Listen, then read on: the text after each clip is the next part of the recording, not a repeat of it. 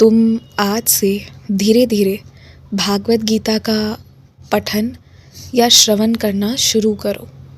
तुम उसे सुनो या पढ़ो और उसके अर्थ को थोड़ा थोड़ा समझने की कोशिश करो।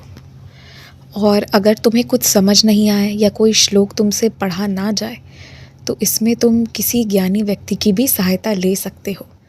अगर तुम मेरा नाम लेकर शुरू कर रहे हो तो भागवत गीता का ये पठन तुम बहुत अच्छे से संपूर्ण कर पाओगे। ये मेरा आशीर्वाद रहेगा तुम्हें।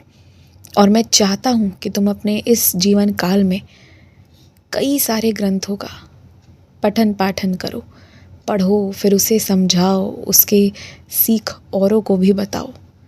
और जो भी तुम्हारे मन में उथल पुथल चलते हैं ना, सब शांत होते चले जाएंगे जैसे जैसे तुम सारे ग्रंथों का अध्ययन करोगे। लेकिन इसका ये अर्थ नहीं है कि तुम्हें सच्चरित्र नहीं पढ़ना है। मेरी सच्चरित्र को प्रत्येक दिन तुम्हें पढ़ना है।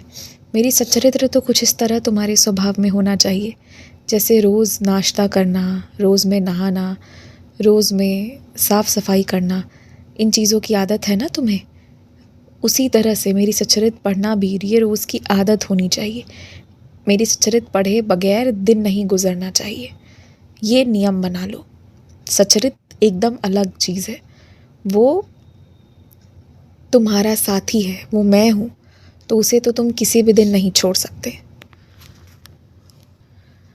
तुम्हें हर रोज़ बाज़ार जाने की आदत है, वहाँ से तरह तरह के सामान खरीद कर लाने की आदत है ना।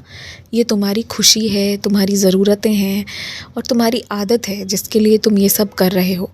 इन चीज़ों के लिए मैं तुम्हें मना नहीं कर रहा हूँ, लेकिन तुम जिनको अपने साथ ले जाते हो ना, जिन लोगों को, देखो कि क्या वो भी ख़रीदारी कर रहे हैं। अगर वो इतना नहीं खरीदते हैं ना, तो रोज़ रोज़ उन्हें अपने साथ ले जाकर क्या कुछ खरीद रहे हो ये सब दिखाने की आवश्यकता नहीं है। सबकी अलग अलग ज़रूरतें होती हैं और लोगों के पास, खुद के पास कितना भी ज़्यादा क्यों ना हो, अगर सामने वाला तरक्की कर रहा है या अच्छे से जी रहा है ना, इससे आस पड़ोस को भी एक समय के बाद थोड़ी बहुत तकलीफ़ हो जाती है अगर बहुत ज़्यादा खुशी ज़ाहिर करने लगोगे तो। मैंने इसीलिए तुम्हें सिखाया और समझाया है कि अपने जीवन की बातों को और अपने घरेलू मामले को ना, यहाँ तक कि अपने निकटतम रिश्तेदारों से भी मत बांटो। फिर तो ये अड़ोस पड़ोस और मित्रगण तो अलग ही बात है, उनके साथ भी ये सब नहीं बांटा जाना चाहिए। तुम जो शौक़ से चीज़ें खरीद कर लाते हो, तरह तरह की सब्जियाँ लाते हो, पकाते हो ना, ये सब खुद करो। और अगर साथ जाना पसंद है तो ज़रूरत की चीज़ मात्र लाया करो। शौक़ वाली चीज़ें सबके साथ जाकर मत लाया करो। थोड़ा तुम्हें इस चीज़ पर मैं रोक लगवा रहा हूँ, पर मैं इसलिए लगवा रहा हूँ ना कि मैं नहीं चाहता कि किसी की भी नज़र पर तुम आओ। इसीलिए थोड़ा अपना हाथ बांध कर ही रोज़मर्रा की खरीदारी किया करो।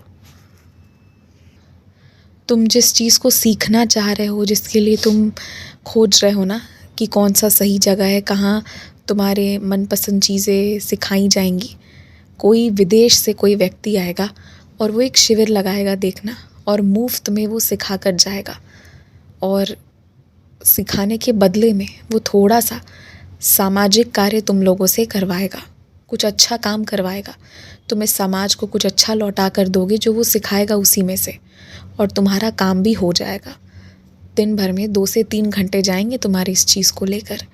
तो अभी तुम सबूरी रखो, ये 2-3 महीनों में तुम्हारे जो शौक़ की चीज़ें हैं सबको सीखने का रास्ता भी निकल जाएगा।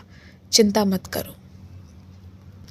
जब अपने घर जा रहे हो तो जितनी भी विवाहित महिलाएं हैं सभी के लिए श्रृंगार का सामान ज़रूर लेकर जाना। और कौन क्या देता है, लेता है, लाता है, नहीं लाता, इससे कोई फ़र्क नहीं पड़ता। तुम बहुत अच्छे से सब कुछ लेकर जाना और पैसों की ज़रा भी चिंता मत करना। जो पैसे मैंने तुम्हें दे रखे हैं ना, वो खरीदारी के लिए, उसे तुम पूरा खर्च करना, उसमें से बचाने का मत सोचना। रोज़ के रोज़, चाहे जिस दिन छुट्टी हो, चाहे जिस दिन घर के बाहर जाना हो, सुबह ही नहा लिया करो और अपने बालों को अच्छे से सजा संवार कर रखा करो। और घर में भी रहो तो भी अच्छे कपड़े पहन कर रहो। घर के कपड़ों का अर्थ ये नहीं होता है कि वो जैसे तैसे कपड़े होने चाहिए। घर में भी धुले हुए और एकदम साफ़ सुथरे अच्छे कपड़े पहनो कि एकदम से कोई बाहरी व्यक्ति आए ना तो तुम्हें कपड़े बदलने नहीं पड़े। देखो, ये जो कपड़े तुम पहनते हो ना, इसकी कोई आवाज़ नहीं होती, पर ये तुम्हें आत्मविश्वास दिला भी सकती है और तुम्हारे आत्मविश्वास को गिरा भी सकती है। अगर अच्छे कपड़े पहने रहोगे, तरीके के कपड़े पहने रहोगे तो एकदम विश्वास बढ़ा रहेगा तुम्हारा। तुम्हें अपने ऊपर इतना विश्वास रहेगा कि तुम खुशी से और अपने सबसे अच्छे तरीके में सभी के सामने आ पाओगे, मिल पाओगे। और यही कपड़े जब खराब पहने रहोगे ना, तुम्हें खुद पर ही आत्मविश्वास महसूस नहीं होगा, तो दुनिया से मिलना तो अलग ही बात है। तो इसीलिए घर के कपड़े भी अच्छे होने चाहिए और जो ख़राब हो चुके हैं अब उन्हें हटा दो। खूब खुश रहो, मुस्कुराते रहो। घर या बाहर अगर कोई भी इंसान कुछ गलत सिखा रहा है या करने को कह रहा है तो वो तुम्हें नहीं सुनना है और तुम्हें अपनी बुद्धि से चलना है। मुझसे पूछ पूछ कर सारे काम करने हैं। जो भी चीज़ें तुम्हारे कमरे में शीशे की रखी हुई है ना, उसे ध्यान से उठाया करो, रखा करो। तुम अपने आप पर चोट लगा सकते थे, गलती से तुमसे वो चीज़ें टूट सकती थी। मैंने रक्षा की, मैंने रोक ली, बचा ली, पर बहुत सावधानी की आवश्यकता है।